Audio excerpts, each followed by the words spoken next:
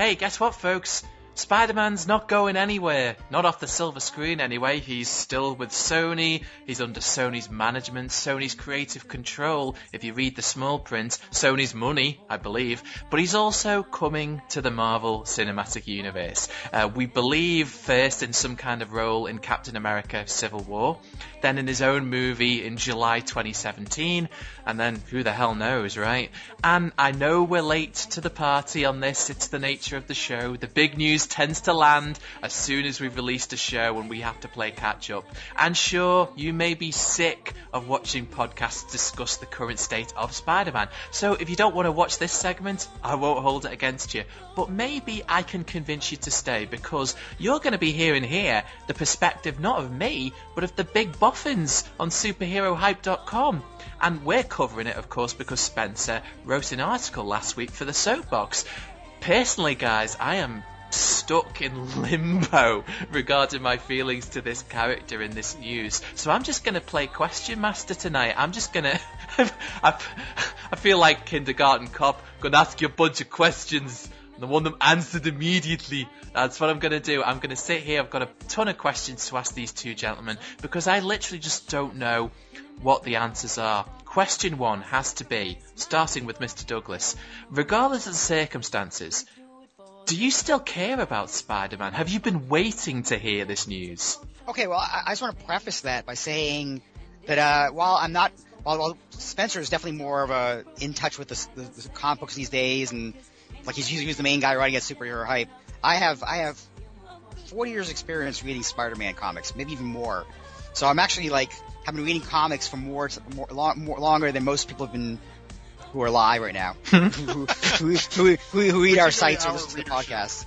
Yeah, I'm an old man. I'm celebrating a very old, celebrating a big milestone next week. All these toys! I hate them all. Well, yeah, exactly. I'm a cranky old man, but I have been a Spider-Man fan for a long time. I still read the comics. I'm reading Spider-Verse right now. I'm really enjoying it, but I do care about him being in a movie.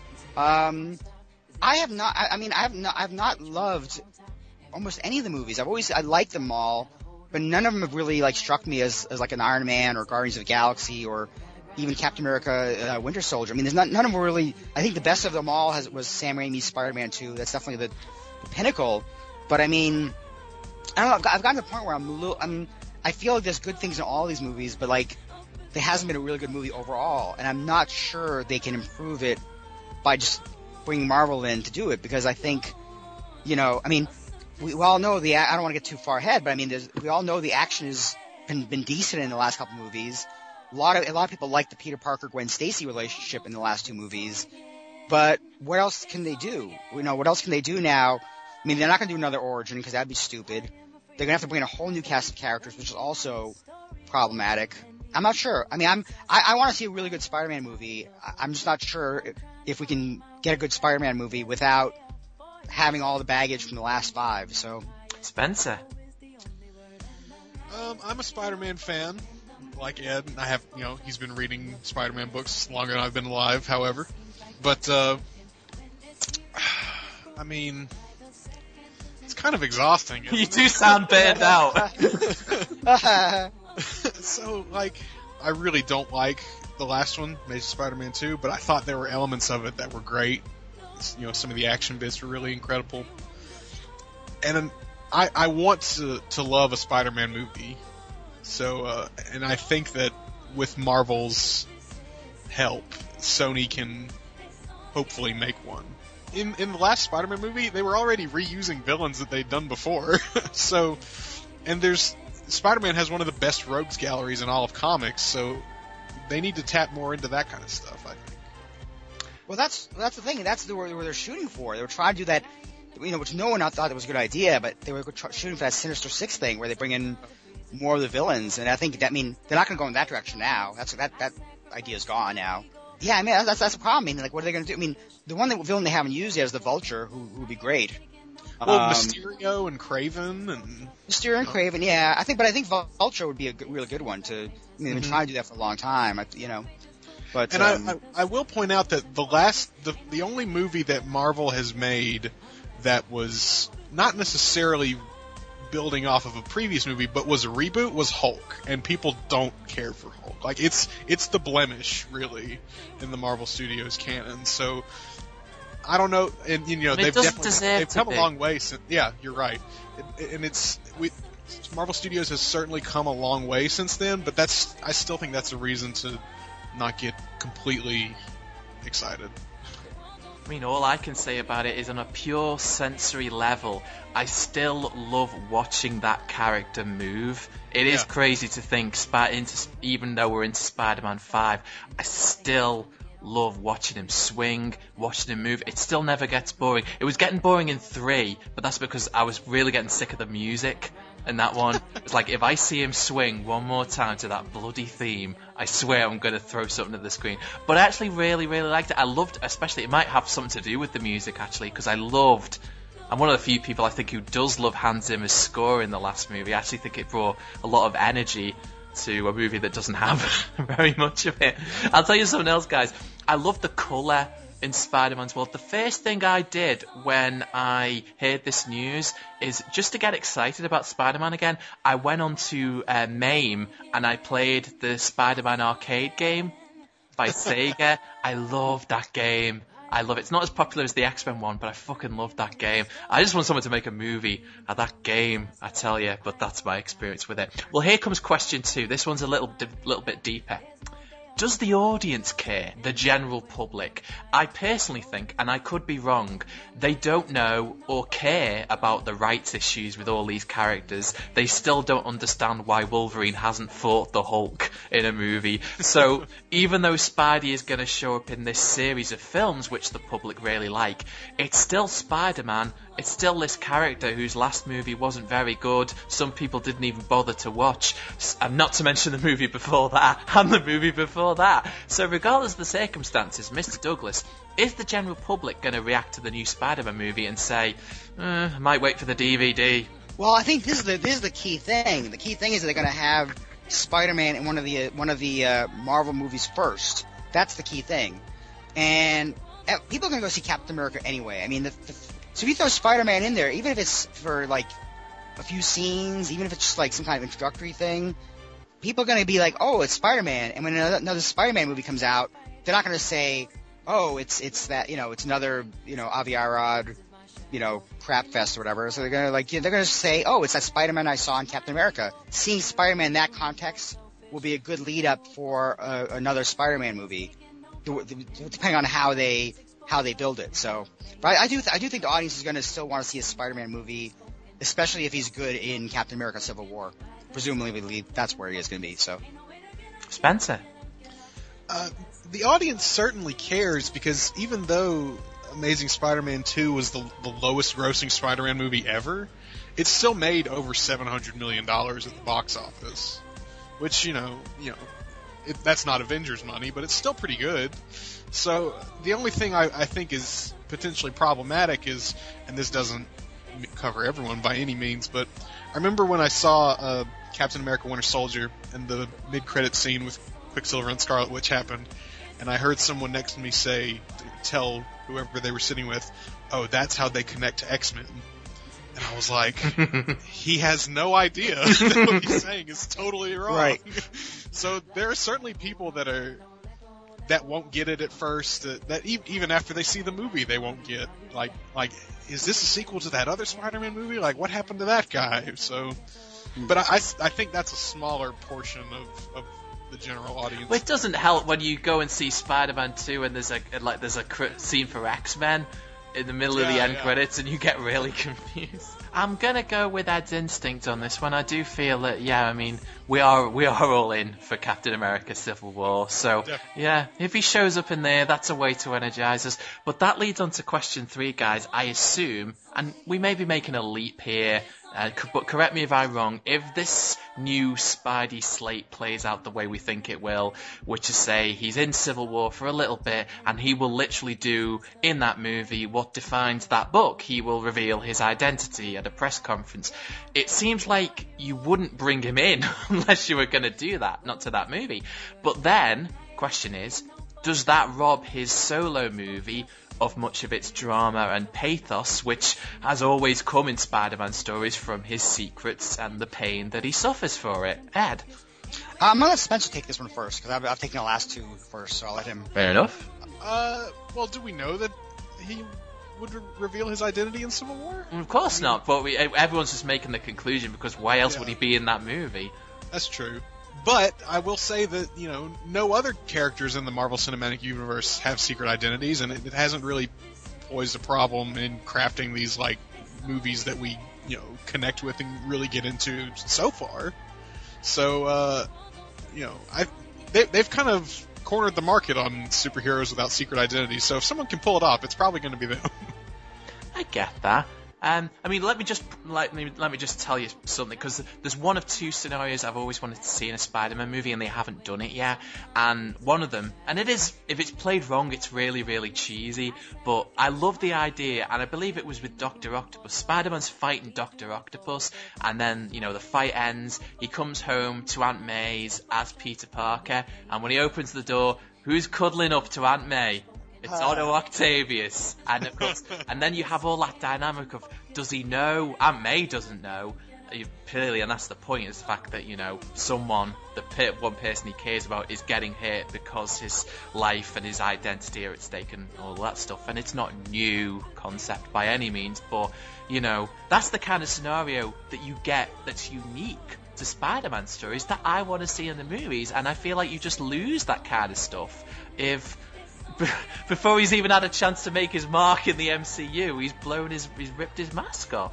Well, I was going to say, they kind of did that one. Didn't they have a scene in, I don't know if it was Spider-Man 2 or Spider-Man 3, where I think it might have been 1 even, where they had Norman Osborn come over and have dinner with them, and he kind of, I thought there was that kind of scene already where Norman Osborn made it clear he knew Peter Parker's identity, and he kind of just showed up for dinner. Am I wrong?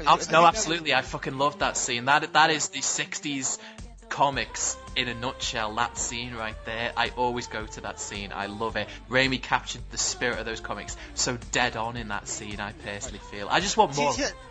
Yes, that's the thing. Sam Raimi really got the 60s and 70s comics, and unfortunately, when he went to Spider-Man 3, he just took it too far a little bit, but he really got those comics, whereas Mark Webb was obviously trying to go for something more modern, more like, the Spider-Man comics of the last, 20 years, including Ultimate Spider-Man.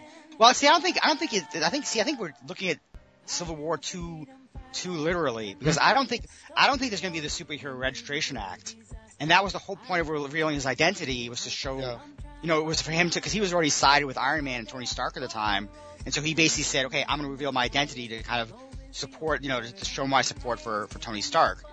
So I think if they're not going to go that direction, they don't really have to have the big reveal. I mean, they could use Spider-Man more as a, if Captain America and Iron Man are arguing, they say, okay, well, let's get other superheroes on our side to kind of show our hand. Because obviously it's going to be a matter of showing showing the amount of power you have, and it's going to be about who each one of them grabs.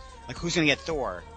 If Captain America gets Thor on his side, then, Iron Man's going to have to get Hulk. They're going to have to get a balanced, thing, because you assume it's going to end up to a big, huge fight, although we haven't heard anything about Hulk or Thor being in that Civil War movie, so, I don't know, it's kind of like, it's going to be it's going to go in a different direction, I'm pretty sure, and I think Spider-Man's going to be one of the characters who might show up as who's a superhero? Let's try to recruit him from my side, maybe it's going to be that kind of thing.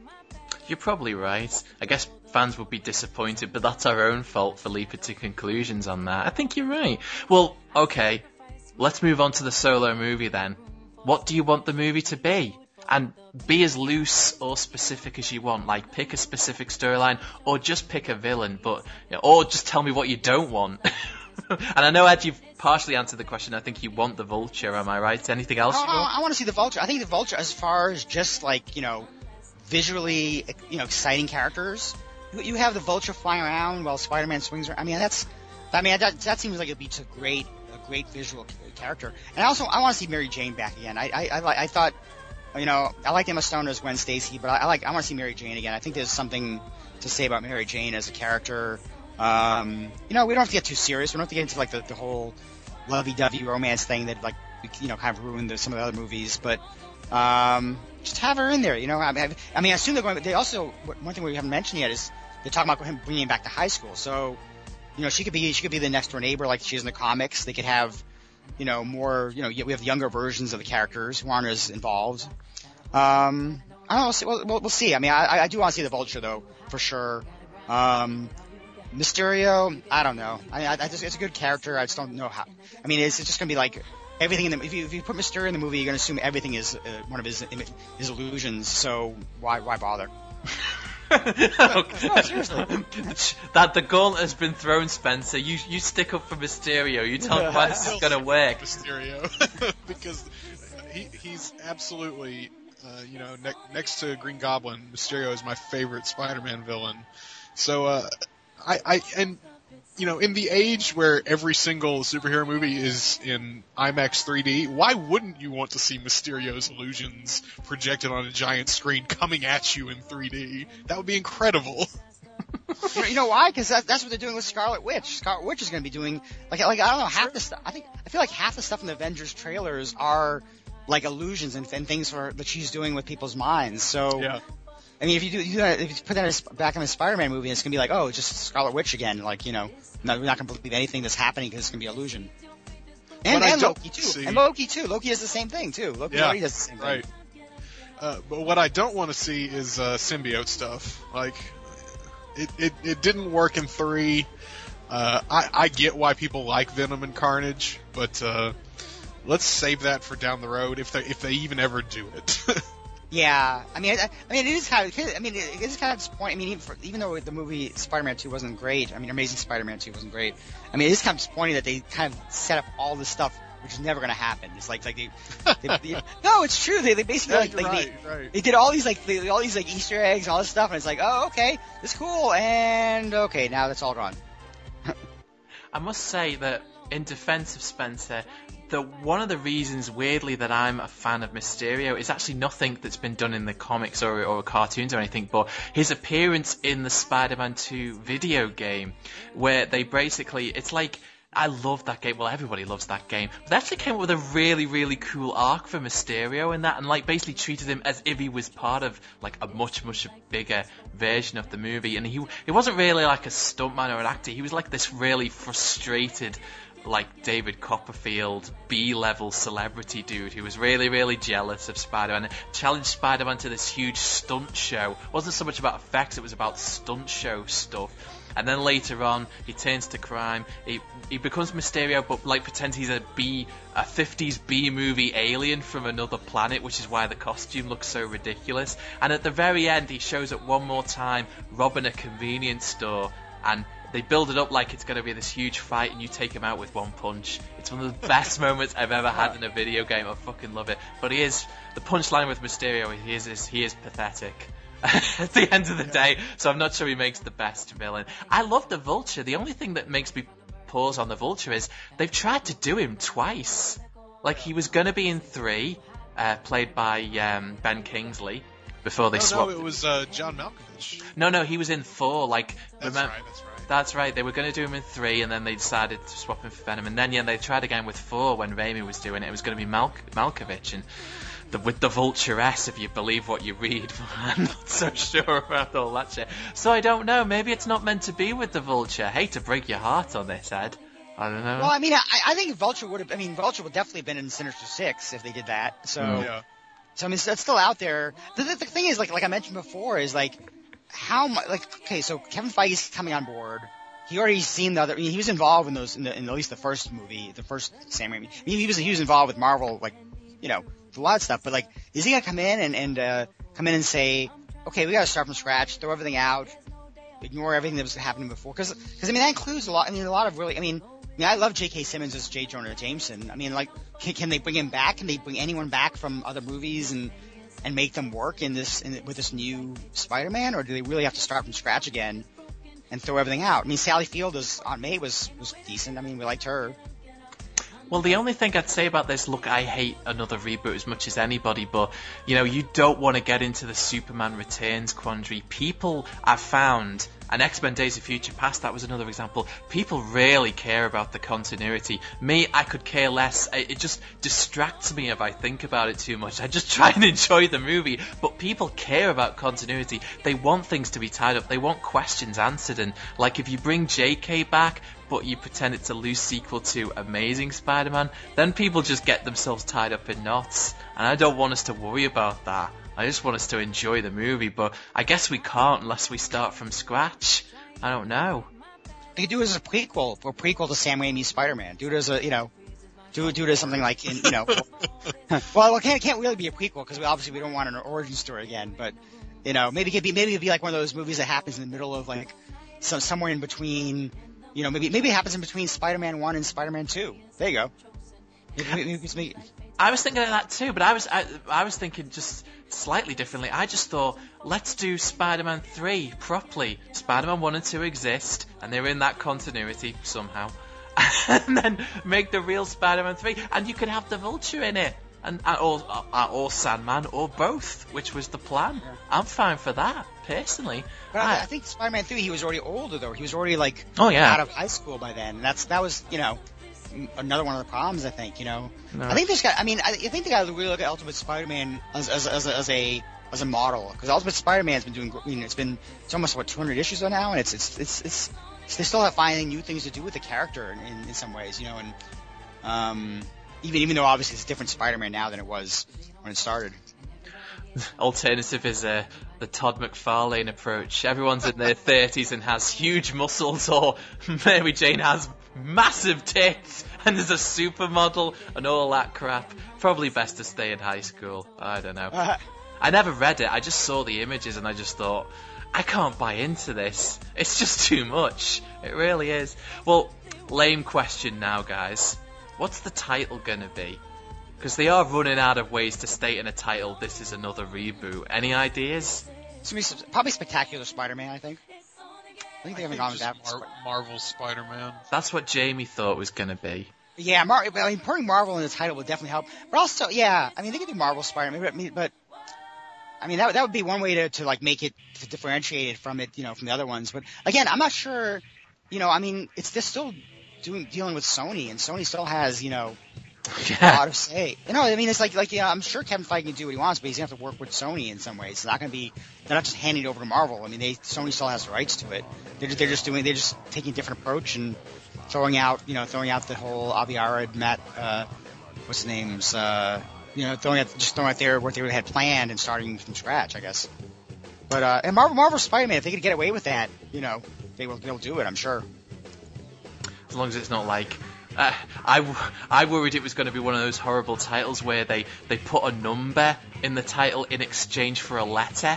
So it would be like Spy Wonder Man instead of the I, but they won't do that. I'm pretty sure they won't do that. No, I think Marvel Spider-Man, I think that's probably, or if not, it'll be like the Spectacular Spider-Man or one of those, Web of Spider-Man, that was a title, wasn't it? Web of Spider-Man, yeah, we'll go for one of the other comic ones. Obviously, it won't be Amazing anything, it won't be... they'll want to differentiate it from the other movies, but also, as long as it has Spider-Man in the title, it'll be fine, so. Or Jamie's preferred title, Spider-Man Sigh. That's a good one. Okay, I think we agree on that. Well, okay. This is a purely selfish question now, guys, because of all the Phase 3 movies, Inhumans was the one I was most looking forward to, and now, thanks to this news, it's practically 5 fucking years away. But I honestly didn't want this deal to happen. Not like this, not under these circumstances. Like, I was happy for Spider-Man to come in, let's say, for Phase 4, and he could define that. But what automatically happens when you bring in Spider-Man to this beautiful tapestry that is the MCU? He changes it. He dictates the slate of films, and he has. And I'm not complaining, because we're still getting all those movies that, sound really, really cool, like Captain Marvel and whatnot. But are you disappointed or just overjoyed that, like, we're getting one more movie, or the fact that, oh man, now we have to friggin' wait for all those other Phase 3 movies, those original characters that we wanted to see? I'm disappointed. I really wanted, and I think fans are too, even if some of them don't want to admit it, but we've been waiting for Black Panther and Captain Marvel. We've been waiting for them for forever, and they announced in October, you're finally getting them, and then 3 months later they say, okay, now you have to wait 8 more months. So, I mean, it's a bummer, man, but that, to me, that's the big drawback is, he's Spider-Man comes home, yeah, that's cool, but then he starts messing with the entire web of everything else, no pun intended on that. Oh, nice. So, I think it's a bummer. Ed? Yeah, I'm not sure if I'd say I'm disappointed. I mean, yeah, it'd be cool to have a Black Panther movie. Yeah, it'd be cool to have a Captain Marvel movie. Yeah, it'd be cool to have an Inhumans movie. But I mean, they're not like, I mean, they're not A or B listers at this point. I mean, most of them are like C listers. So it's not like, I mean, people can say, oh yeah, Black Panther movie, yeah, but how many of these people actually bought a Black Panther comic when it came out? Not that many. No, seriously, not. No, I know you're right. Yeah. It's like they say that they say what they want, and this is what they want. Oh, we want to have a woman directing Captain Marvel and all that stuff. It's like, but you know what? We've had these. We've had female characters as superheroes before. We've had Catwoman. We've had Tank Girl. Yeah, I mean, we've had all these things. And it's like, so I don't know if I'm disappointed because I think the movies will still happen. It gives them more time to develop them. It gives them more time to cast right, to find the right directors. Maybe they have a better idea of what to do with Spider-Man because of what's come before. That they can say, yeah, we're going to do a Spider-Man movie in 2017, which is only 2 years away. So if they already kind of have some idea what to do with that, and they can find a good director to do that and cast, then yeah, I mean, I'd say go for it. And then you know what? If you have a Spider-Man movie and you're going to have Spider-Man in the MCU, then you can have him in the Avengers, Infinity War. You can have him. They're going to do everything they can to get people to see those movies, like Black Panther. But Spider-Man, they know they can get people to see that movie already. So maybe there's somewhat of like, let's try this out. Let's try to work with Sony and try to make a good Spider-Man movie. Let's save that character, and then we'll have him for Avengers: Infinity War. And we'll be able to, keep them as part of the MCU, which I think is what people want. They want to have a bigger thing than just those 5 or 6 Avengers. I'm not sure Quicksilver and Scarlet Witch will be done well enough to really make them like. I don't think they can get rid of Iron Man yet after Avengers. Yeah. I mean, I don't know. I think Robert Downey's kind of stuck, and they're going to just keep on giving him money until he does every movie. Well, no, I get what you're saying. I mean, for me, it was just the fact that I loved what they were doing, what they said they were doing with Black Panther. And maybe I'm, making 2 + 2 and making 5 here, but, they were saying he's a major supporting player in Captain America Civil War. And I thought, okay, great, he's your character with a secret identity. He's your character with a mask. And all the drama that comes with that, you're going to do it with him. And now you bring in Spider-Man, and it might just be a cameo, but I'm thinking, okay, is that still the plan? Because I don't know. I mean, if you put Black Panther and Spider-Man in that movie together, I don't think anyone's gonna friggin' care about this Black Panther dude. They're just gonna be like, yeah, there's Spider-Man, like you said. And I just thought, people have been saying that. People have been saying that. They're like, well, what now? Spider-Man's gonna be in Civil War. Well, what happens to Black Panther now? Because that was supposed to be the big. But you know what? They're setting up Black Panther and Avengers as well. So I mean, yes, true. That's being set up as well. So I think that's. I mean, I think we'll see Chadwick Boseman as Black Panther in the end credits of Avengers. That's my prediction. The way that movie's going, it's gonna have like 10 end credits scenes. Yeah, We've heard about so many. Right? It'll be like, okay, directed by Joss Whedon, and it'll be like another hour of the movie. Yeah. Just like there'll be an end credit scene in between each credit. I mean, the big question now is whether they'll actually do the Hulk shot into space thing, which has been a certain site's been like saying they'll be doing that for 3 years now. Yeah. If they don't shoot the Hulk into space, there's gonna be a lot of groveling or whatever. But a lot of I can't remember what the word is, but like there's a certain site's gonna be like very embarrassed that they don't have, because too many sites have been writing about that whole Planet Hulk thing, which is never gonna happen. So they're gonna be in denial. I can promise you that. They'll say, "Well, it was gonna happen. They changed it. That's they right. Changed it. Yeah. I will say though, what's cool is that, and it didn't even occur to me until someone else mentioned it, and I just realised, oh yeah, like you don't even think about the repercussions, but like a character like Ben Urich from Daredevil, and I don't think he's in season 1 of the Netflix show, but he is a reporter. He is. No, I think he is, actually. Is he really? Who's playing him? I believe he is. Yes, that's right. No, you're absolutely right. I've forgotten the actor who's playing him, but you're right. But now, it's probably too late at this point to reshoot it, but he can be a reporter for the Daily Bugle, not the Post, as he was in the first movie. You know, he could be in that part of the universe. You can have things like that. The Kingpin. You know, I've spoken to plenty of people who wanted the Kingpin in a Spider-Man movie. It's not impossible now, I guess. It's unlikely, but it's not impossible. You know, that kind of thing can happen. So, you know, that part of it's cool. All right, this is the Phil, you're so naive question, because I've got to ask you, guys. This was the question I asked when I heard the news and I read the small print and I read the specifics of the deal.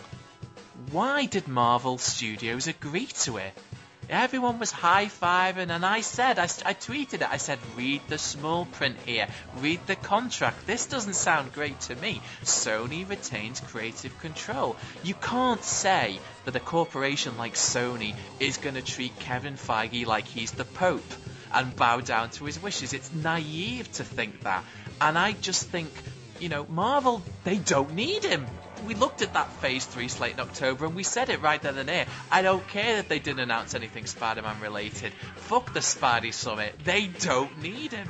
Why not let Sony run the thing into the ground and wait a while longer till it gets sold back to them? And I say that specifically because I just felt truly that a time was going to come, and it's not too far off, where Sony would realise that the money they could make from selling the character back to Disney for a couple of billion, which is what it would cost, would be far more than they would make if they continued to make movies. I just don't get it. I just don't get why they agreed to the deal. Well, I'll point to this. Spider-Man is the what's the word? He generates the most revenue out of any superhero in existence. So last year, you know, the merchandising for Spider-Man, which Marvel already controlled, made over $1 billion, which is more than the film. So if Marvel can control the film, and they already control the toys and the T-shirts, then I think they're printing money at that point. I mean, they already are, but they'll have to, you know, rent out another warehouse to store all their money. Well, fuck me. That answers the question. In a nutshell, that's answered the question. Brilliant. Ed, do you want to add anything to that? I'm not sure. I don't know, because I think, you know, like I said before, like Kevin Feige's coming on as producer, but, like, I mean, again, he's dealing with Sony, and even Pascal, who, even though she's, like, now an independent producer as well, I mean, they still have to deal with Sony, and Sony still has to, you know, write, you know, agree to a script and agree to cast and all the things. So, I mean, that was just obvious. I mean, I think what's happening is more like a partnership so that, you know, they can use Spider-Man at the Marvel movies, which benefits Sony, because if you have Spider-Man in a Captain America movie and that makes $1 billion worldwide, there's a chance that could, you know, like I'll give you an example. There's a thing where they call the Avengers factor, which is what happened when, okay, you have all these characters and the movies do really well, but then you have the Avengers factor. Avengers makes a killing, and then Iron Man 3 comes out a year later, and that opens to $175 million, which is insane. And that was people think that the Avengers contributed to that thing. So why would Sony not want that happen with another Spider-Man movie? They would want to have, you know, the factor of a really big, huge hit like Captain America: Civil War benefit them doing another Spider-Man movie. I think it's a smart move, and I think they'll have the creativeness and the intelligence of Kevin Feige and his team to help them make a better movie, but they'll also have the benefits of having their character in a Marvel movie, which is only be a good thing. So I also think that sentence in the press release about Sony retaining creative control, I think that was more of a we don't want to appear like we're totally walking to Marvel with our pants around our ankles. They want to seem like they have at least a little bit of power in this situation. Especially after the wake of the Sony hack. Yeah, I mean they still do. I mean they still do have it. I think, but yeah, they don't.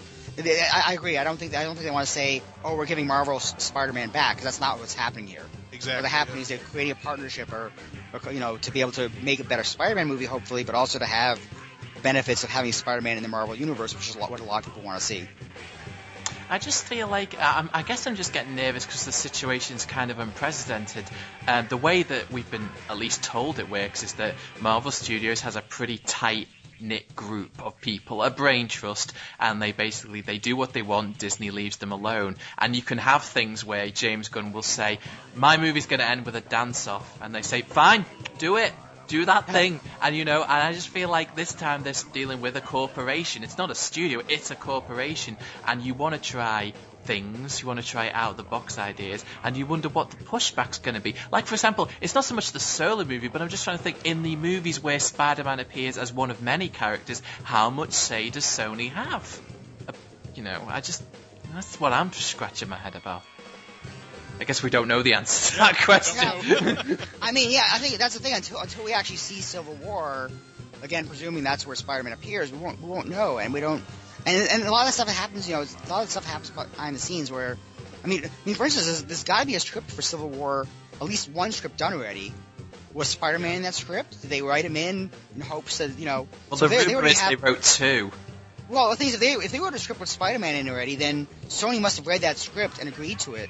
Because they must have already said, okay, that's cool. That's one of the factors. Because I mean, again, that movie's coming out in a year.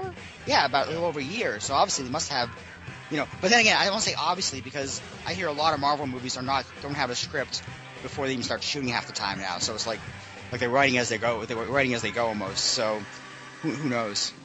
Yes, all the Dark World. Anyway, here's the. I still like Thor. I know you do. I'm happy for you. I hate Iron Man 3. That's the one which I really. I don't get it. I don't get it at all. You're a fan of Iron Man 3? I like Iron Man 3 very much. I understand why people don't, though. I do. I get it. I totally get it. I really do. I think Iron Man 3 was the first Disney one. That was the first one where Disney wasn't involved, and that's why he had a kid in there for half an hour. The kid with Tony Stark. Oh, I don't think they had anything to do with it, though. Oh, totally, absolutely. They're like, oh, you need to have a kid. You need to have a kid sidekick because that's a Disney movie. God. Maybe Spider-Man will have a sidekick also. He had one in the comic books a couple years ago. Did he? Yeah, he only lasted a couple issues, though. I'll tell you what, though, and I don't mind putting my balls on the line saying this. I don't know that many people would, but one of the scenes in Amazing Spider-Man 2, which I really like, is that scene where, he helps out the little kid. Not the end scene, that one's fucking horrible. The one earlier where the bullies run away and he says, he's got the wind turbine and he fixes it with the revs and says, did you build this? No way! It's like, I've seen so many, it's like, that's a fantasy. It's like a kid gets to meet Spider-Man. I like that scene, Yeah, I'm not against having kids in these movies. I mean, it's definitely, I think it's important I think it's important in general for comic books to be, getting kids to read comics. Because otherwise, if they don't, comics are just going to go the way of the dinosaur and they're going to be gone. So you got to get new audiences in because there are people, there are guys in their 30s and 40s who actually have families and wives and, they move on. They don't read comics anymore. And you got to get a new audience in there. And that's the same with movies. So. But you're the proof that defies that rule. Yes, I'm the proof because I have not gotten married or had kids and I still read comic books, yes. I didn't mean it like that, I just mean that you... Okay. Now I feel like a jerk. Well, I'm thinking you've completely... I know, well, it's really funny because, instead of, having procreating and having kids and, keeping the universe going and having population going, I'm actually reading comic books to keep those going instead. I don't care about the population, I just want comic books to keep going. It's a toy dealer. If I may, the Spider-Man's kid's sidekick, his name was Alpha, and that's right. I remember that now. Okay.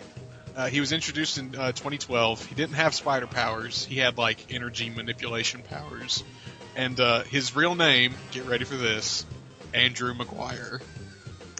Oh, okay.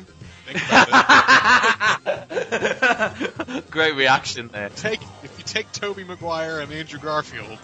We get it. The audience, give the audience some credit, Spencer. I'm sure they understood. Wait, what happened? Did he die? What happened to the character? I'm looking at his Wikipedia article right now, and apparently he's the superhero protector of Pittsburgh. Hey, maybe they'll put Alpha in the movie. Who knows? I'm starting to see the plot coming together. The Vulture invades Pittsburgh. for some reason. I don't know why. Oh, man. We probably went there to get Dark Knight Rises pictures, from the set. Well, it's better than any plot they had in the last two movies. I'll go for that. Why not? Well, here's the geeky question, and I'm not so sure, based on what he said earlier, that Spencer necessarily wants this to happen, but we're all thinking it right now. So Spidey gets a solo movie, and then we've got Infinity War Part 1 and Part 2. Is he going into space? Is he getting the black outfit? And do we have to deal with fucking symbiotes again for the sequel? Oh, no, I don't think so. I think they'll want to keep it as simple as possible, because that's the trouble they've run into in these past, in the past three movies, in Spider-Man 3, Amazing Spider-Man, and Amazing Spider-Man 2, is they were way too overcomplicated. So I think Marvel's going to say, go back to basics, like a dude in high school who's got superpowers, he doesn't want people to know that he's a superhero, he has to fight the bad guy. None of this space shit yet. Yeah, I mean, the thing is, if they put him in part of Infinity War, they could theoretically set up a Marvel's Spider-Man sequel. I'm going to call it Marvel's Spider-Man. So they can set up a sequel to that one with the symbiote and do the Venom movie they want to do. Because they've been talking about a Venom movie for ages as well. But the other thing is also, if they're having him as a younger, like a kid, how are they going to justify, how are the Avengers going to say, oh, let's bring this kid into space? It doesn't make much sense. So I don't know. There's a lot of problems right now with with the concept of what they want to do. But I think the symbiote's going to happen. I think a Venom movie is going to happen still. They've had scripts in the works for these movies. These movies, yeah. like Sinister Six was greenlit, and they had a writer and a director, and it was ready to go. So the question is, if they still want to do that, will they try to find some other way to do it, or is it just a stupid idea and just throw it in the trash? I mean, the thing is, Amy Pascal is gone now, so whoever comes in can theoretically throw out everything. So. Yeah, but she's the producer on the Spider-Man. I was going to say she's the producer on Spider-Man, but she's not the head of Sony. She's not going to she can't greenlight a Venom movie anymore, or they can. True. She can't keep it from being ungreenlit, I guess I should say. Yeah. I was just going to say, the only way I see it going is that, I don't know how anyone feels about this. I've often thought that Infinity War is going to probably end, certainly for the main group of Avengers, our favourites, that they're all going to basically ascend to some sort of godhood and die in the Marvel way, as in they'll run into some big fireball, they'll be MIA for a while, we may not see them again, who the heck knows, but when we basically get into Phase 4, there'll be nobody left except Spider-Man, and he'll stay on Earth, and he's running the show, and from now on, and it's all Spider-Man. That's the only other way I see it going. Are you considering, is Avengers Infinity War, is that the end of Phase 3, or is that considered... Infinity War's the end of cinema, dude. Oh, is it? Yeah. We're still assuming the world itself won't end before then, we won't have a huge war or something. And that's cheerful. We'll all die. I mean, that's going to completely screw things up because that actor who got hired as a cyborg, that movie might never get made. So, Aww. Come on, 2020. That's a long ways away. That's 5 years away. That's not that long when you say it like that. I mean, it'll be here before you know it. A lot can happen in 5 years. Oh yeah. Could reboot Terminator again. It could do anything. Oh, that'd be so funny if they end up having another Terminator movie before Cyborg comes out, before 2020. Yeah, I think so. I actually think that I'll put money on that. I'll put money on that right now. I will. I'll tell you something else, folks, and this is the cool thing that I'd like to think. Feige's often referred to this mysterious script vault that they have. Like, sometimes the reason movies get made is because someone writes a draft just on spec and it inspires them. I think that's how Guardians initially started to get momentum. They have a draft of Runaways, which is just sitting there, waiting to be made, written by Drew Pearce. I would bet anything that they have a draft of Spider-Man. Not in any kind of context right now, but someone took a pass at it, and it's just sitting there, at least. I don't know if they can legally do that. That's possible. Like I don't know if they can write a script for something they don't have the rights to, because I remember a documentary I saw on Kubrick a long time ago where he wrote the script for Lolita before he even had the rights to Lolita, and if Warner Brothers had known that at the time, he could have been in very big trouble. Mm-hmm. But that actually happens a lot, believe it or not. A lot of screenplays get written in hopes that will get them the rights. That actually happens a lot. Yeah. Where someone writes something, they'll adapt something, and then they'll go to the writer and say, and if you like it, maybe you can deal for the rights. It happens a lot, actually. We do it on the internet all the time. Oh, sure. Well, and then they buy some. What about Aliens? What about Aliens with Neil Blomquist? He apparently he hadn't even talked to Fox before he started doing his own work. I'm not sure if that's true or not. Maybe he was lying. Yeah, you're right. And now we found out it's a good way to get work. That's the legitimate way to... That's how directors get the jobs. I mean, they have to do these big pitches a lot of the times. They have to be creative with their pitches. So that's what he did. So. And it's not, let's not take it for granted, it's not an envious position to be in. Like, regardless of the circumstances, I truly believe that, the next Spider-Man movie, it needs to be the best Spider-Man movie. It needs to be fan-fucking-tastic. And you're asking a new director to come in a really, really unenviable task, really. He's got to bring this character back. And I really mean that, a lot of ways. You're dealing with a character that not everyone has a lot of faith in anymore, that, maybe a lot of directors may pass on. It might sound surprising, like you say, oh yeah, like someone's going to pass on a Marvel Studios movie or a Sony movie, but it might happen. They might just say, nah, I don't want any part of that. I've seen how the last one turned out. So yeah, well, I mean, the thing is also you have to remember there's a lot of, when you look at a property like Spider-Man, there's going to be a lot of producers, a lot of hands in the mix, and I mean that's probably what ruined the last movie. It's the same thing. You got to get a director who's strong enough to say, okay, just let me, you got to let me do what I do, and then we'll work together. But if they had a director who has a strong vision who can really, which is weird because that's like a lot of the problems Marvel's had is that they tend to have a lot of control and. Like a director like Alan Taylor will come along, and he's not used to that. He's used to, being a director and having say, and I think that's what caused a lot of the problems on Thor: The Dark World, the fact that he was kind of butting heads with Marvel while making the movie. What's funny, they should make the next Spider-Man movie where he literally makes reference to I once fought Spider-Man and Venom. It was for Pam, these two guys. Like they should just make little asides to all the other movies about how the problems in the other movies, like. I remember that one time I went to this jazz club. It was the weirdest night I've ever had. They should just make every possible reference to No, absolutely. The one moment that is going to get us all standing on our feet and cheering is Spider-Man's facing off on the street with one of the supervillains, and the crowds are all around watching from the sidelines, and Spider-Man just yells at them, "Get the fuck out of here! It's dangerous!" Can't stop watching. Then we'll all be on our feet, because that seems to be the one big joke of that particular movie. Except that if you've been to New York, that's exactly what New York is like. If anything is happening, a crowd gathers. So if this one was if there was someone in the streets like there'd be like 5 guys with machine guns just shooting everything. Yeah, you'd think they'd come and run to hide and whatever. But chances are there'll be at least like half the people just gonna stand around going, "Oh, they're shooting people. Who are they gonna shoot next?" That's what New York's like. It's like that. Well, I think that's it, folks. I think we've answered everybody's questions on that one. But please, folks, I just want to know. I want to know what you think. Please tell me. Who do you want in it? Who's the villain? Who directs it? How old are the characters? Who writes it? You tell me everything. Should Jamie make it? I want to know all the answers. You leave them in the comment section below. But in the meantime, this was everything I wanted it to be. I imagine we were all kind of sick to death of talking about it, but personally, this has brought back the passion. I'm getting excited about the movie, so thank you very much, guys.